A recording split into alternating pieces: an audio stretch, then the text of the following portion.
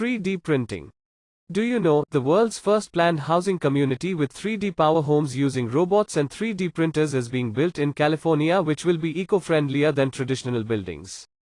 By the way, what is 3D printing?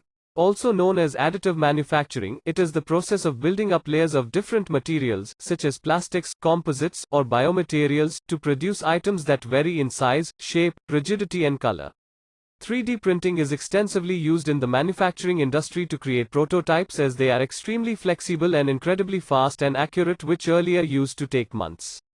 Thinking how fast it can be done in hours, saving millions of dollars. Application of 3D printing is widely used in aerospace, automotive, medical devices and implants, rail and many others. Cost of 3D is coming down, due to increase in application to different sectors. Interested students can pursue their Bachelors of Engineering in 3D printing.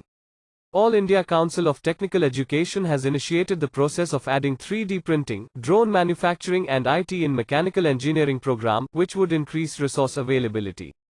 Certificate programs and workshops are conducted by different institutes in different cities of India.